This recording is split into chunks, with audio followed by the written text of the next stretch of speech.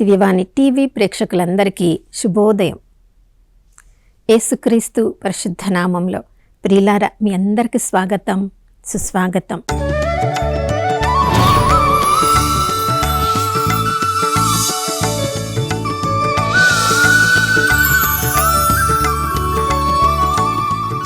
నిన్నటి దినమంతా కంటికి రెప్పలా కాచుకున్న ఆ దేవాతి దేవునికి వందనాలు తెలియచేద్దాం.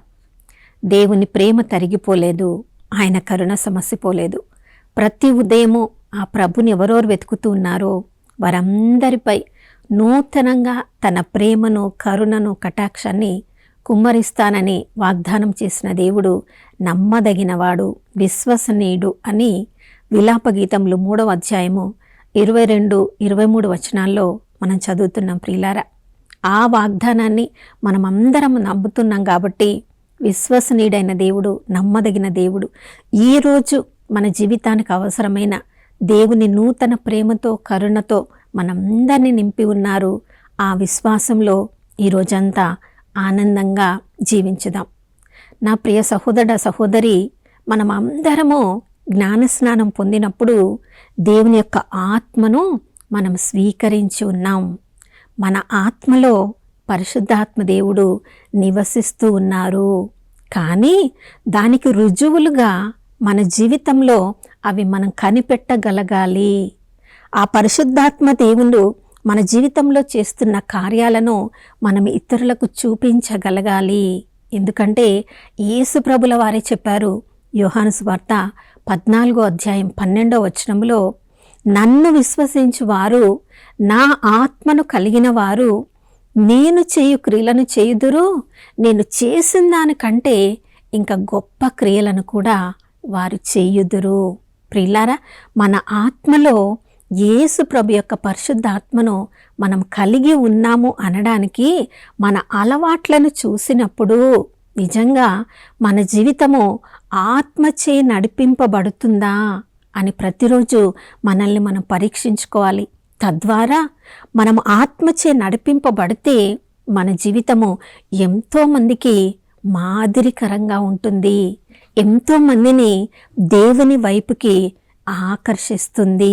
అవును ప్రియులారా, లూకాసు సువార్త 4వ అధ్యాయం 16వ వచనం నుంచి మనం చదువుతూ ఉన్నప్పుడు చూడండి, యేసు ప్రభు తన స్వంత గ్రామమైన నజరేతునకు వచ్చినప్పుడు అలవాటు ప్రకారము విశ్రాంతి దినమున ఆయన ప్రార్థనా మందిరానికి వెళ్ళను అని మనం చదువుతున్నాం. ప్రియులారా, యేసు ప్రభు యొక్క అలవాటు చూడండి. ఆయన దేవాతి దేవుడు, సర్వ సృష్టికర్త అయినప్పటికీ తన చిన్నతనము నుండి ఉన్న అలవాటును పెద్దవాడైన తర్వాత కూడా నేను దేవుడను కదా అని వదిలిపెట్టలేదు ప్రియులారా. ఎందుకంటే మనందరికీ మాదిరికరంగా ఉండడానికి. మరి మన అలవాట్లు ఎలా ఉన్నాయి? మనం కూడా మన చిన్నతనంలో మన తల్లిదండ్రులు ఎంతో దైవ భయంతో మనల్ని పెంచారు. మా అమ్మ చాలా దైవ భయంగా మమ్మల్ని అందరిని పెంచింది. మేమందరం చిన్నగా ఉన్నప్పుడు పొద్దున సాయంత్రం తప్పకుండా మేము దేవాలయానికి వెళ్ళాలి. ఏ ఒక్కరమన్నా ఏ రోజన్నా మేము దేవాలయానికి వెళ్ళకపోతే ఆ రోజు సాయంత్రం అందరూ మా ఇంట్లో భోజనం చేస్తుంటే ఎవరి దేవాలయానికి వెళ్ళలేదో వాళ్ళు మాత్రం భోజనం లేకుండా వేరే వాళ్ళు భోజనం చేస్తున్నంతసేపు మోకరించి మేము అక్కడ ఉండాలి. ప్రియులారా, అంత దైవ భయంలో మా అమ్మ పెంచారు. మనందరి తల్లిదండ్రులు నిజంగా వాళ్లకున్న ఆ స్తోమతను బట్టి, తెలివితేటలను బట్టి, దైవ భయాన్ని బట్టి మనకు మంచి అలవాట్లనే ఇచ్చారు. మరి ఆ చిన్నతనంలో మనము కలిగిన ఆ దైవ భయాన్ని మనం ఇప్పుడు పెరిగి పెద్దగా అయిన తర్వాత, మనము లోకజ్ఞానం సంపాదించుకున్న తర్వాత ఆ దైవ భయాన్ని, దేవుని ఆత్మను కలిగిన అలవాట్లను మన జీవితంలో మనము వాటిని అనుభవిస్తున్నామా, వాటిని పాటిస్తున్నామా, వాటిని ఇతరులకు కూడా పాటించడానికి మన ఒక మార్గదర్శకంగా ఉంటున్నామా? చూడండి, యేసుప్రభు దేవాలయానికి వెళ్ళిన తర్వాత ఆయన ఏం వాక్యం చదవబోతున్నారు? ఆ వాక్యమే ఆయన ఉన్నారు కాబట్టి అంత ఎరిగినవాడు.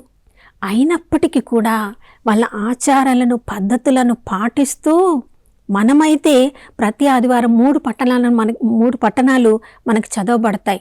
వాళ్ళ కాలంలో వాళ్ళకైతే ప్రతి విశ్రాంతి దినమున 7 పట్టణాలు చదవబడతాయి.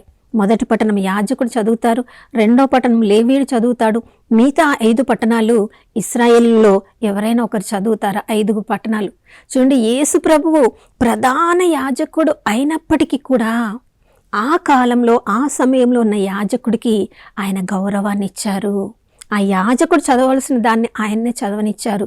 ఒక సాధారణ ఇశ్రాయేలుడిగా, సాధారణ యూదుడుగా ఆయన పట్టణాన్ని తీసుకొని చదివినప్పుడు చూడండి ప్రియులారా, మన యొక్క వినయ విధేయతలు కలిగిన హృదయాన్ని గమనించిన దేవుడు తగిన సమయంలో మనల్ని హెచ్చిస్తారు.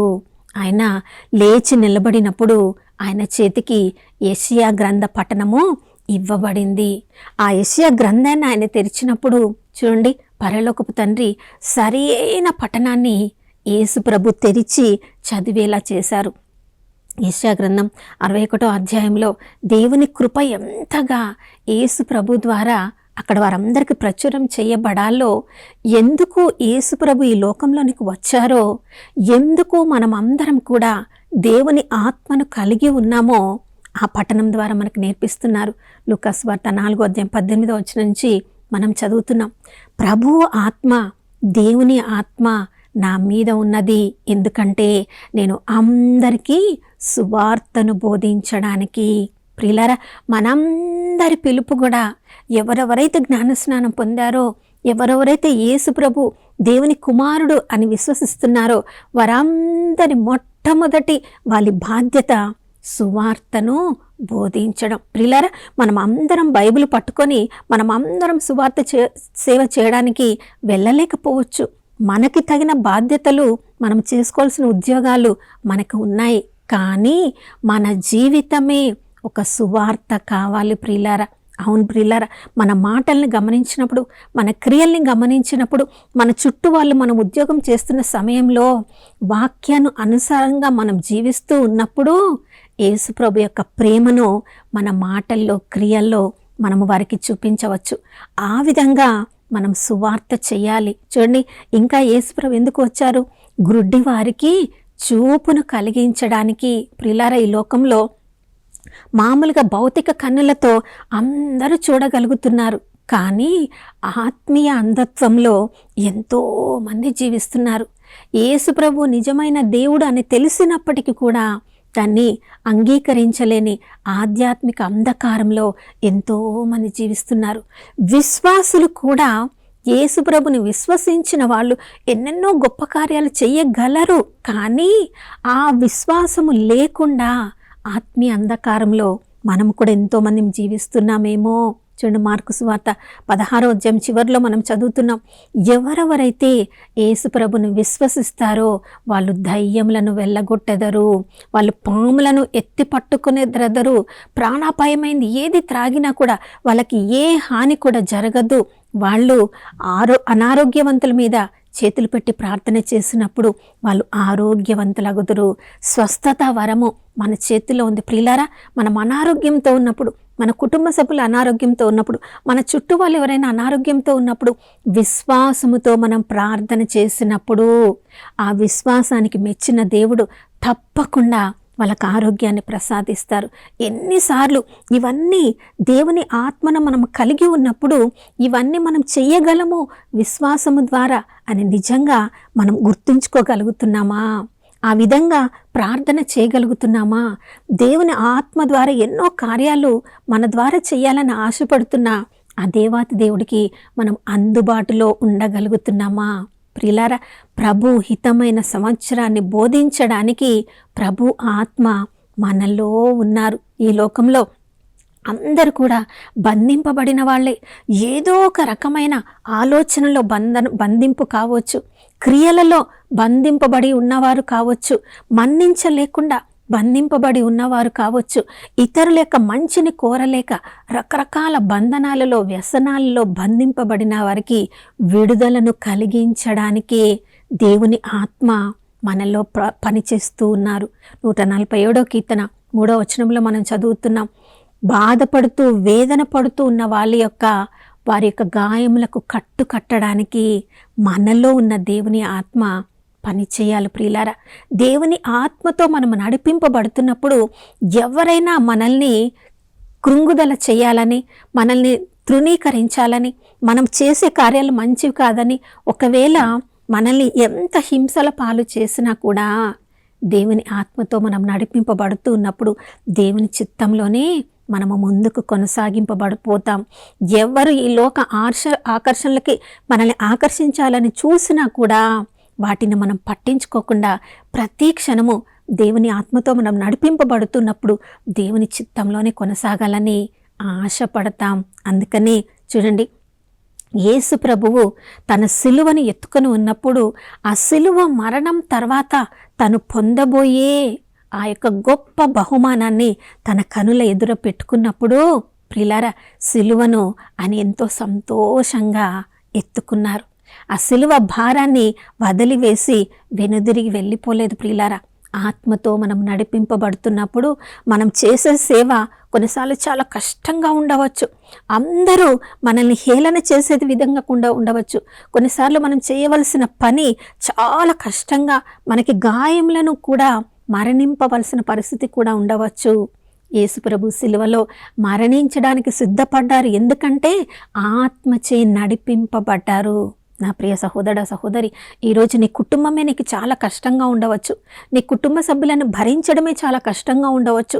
నువ్వు ఎక్కడెక్కడ పని చేస్తున్నావో ఆ స్థలములో దేవుని నామానికి నువ్వు సాక్షిగా ఉండడమే చాలా కష్టంగా ఉండవచ్చు. అయినప్పటికీ కూడా దేవుని ఆత్మతో నువ్వు నడిపింపబడుతూ ఉన్నట్లయితే ఆ యొక్క సిలువను నువ్వు ఎత్తుకొని ప్రతిరోజు కూడా ఆ ప్రభుని అనుసరిస్తూ ముందుకు సాగిపోయినప్పుడు ఒకరోజు ప్రభు మనకి జీవ కిరీటాన్ని, నీతి కిరీటాన్ని ప్రభు మనకు అందించడానికి సిద్ధంగా ఉన్నారు. పునీత పౌలు తిమోతికి రాసిన 2వ లేఖ 4వ అధ్యాయంలో చెప్తున్నాడు, ఎన్నో శ్రమలను అనుభవించి నేను మంచి పోరాడాను.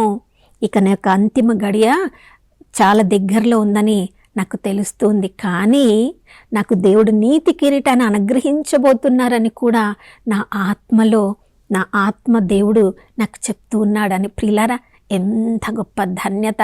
మనందరిది కూడా అదే పిలుపు. మనం అందరం కూడా దేవుని ఆత్మతో నింపబడ్డాం. మరి ఈరోజు ఆ ప్రభు ఆత్మతో నడిపింపబడి యేసయ్య నామానికి సాక్ష్యంగా ఉండడానికి మనకి కృపను అనుగ్రహించమని ప్రార్థించుకుందాం. నాతో కలిసి ప్రార్థించండి. పరిశుద్ధమైన దేవానికి స్తోత్రములు తండ్రి. పరిశుద్ధాత్మదేవ, మీరు మాలో ఉన్నారని ప్రభా, అయ్యా, మేము ఈ లోకానికి యేసు ప్రభు యొక్క సాక్షులుగా మేము జీవించడానికి ప్రతి క్షణము మీరు మాకెంతో సహాయం చేస్తున్నారు ప్రభా. నీకు స్తోత్రం. వాక్యం చదివినప్పుడెల్లా ఆ వాక్యాన్ని అర్థం చేసుకోవడానికి ప్రభా, నాయన దానిలోని రహస్యములను తెలుసుకొని ఆ వాక్యానికి విధేయించడానికి మా శక్తి, మా బలము సరిపోదు ప్రభా. కానీ మా ఆత్మలో పరిశుద్ధాత్మదేవ మీరు జీవిస్తూ ఉన్నారు కాబట్టే ప్రభా, యేసు ప్రభు చేసిన క్రియలను దానికంటే గొప్ప కార్యాలను చేయడానికి ఈరోజు మమ్మల్ని అందరినీ కూడా మీరు అభిషేకిస్తున్నారు ప్రభా. మీకు స్తోత్రం. ఈ రోజంతా కూడా మమ్మల్ని చూసిన వాళ్ళు మాలో పనిచేస్తున్న మిమ్మల్ని గుర్తించడానికి, ఆ విధంగా వినయవంతమైన జీవితాన్ని ఈరోజు మేము గడపడానికి కృపను అనుగ్రహించమని యేసయ్య పరిశుద్ధ నామములో అడిగి వేడుకొనిచున్నాం తండ్రి. ఆమేన్. ప్రియులారా, దేవుని ఆత్మతో మనం నడిపింపబడినప్పుడు క్రీస్తు అనుగ్రహించిన శక్తి ద్వారా ఎంతోమందికి మనం మార్గచూపరులుగా ఈరోజంతా జీవించుదాం. మరొక నూతన శుభోదయంలో మనం అందరం కలుసుకునే వరకు దివ్యవాణి టీవీని వీక్షిస్తూ ఉందాం. ఇమ్మానుయేలు, దేవుడు మనతో ఉన్నారు.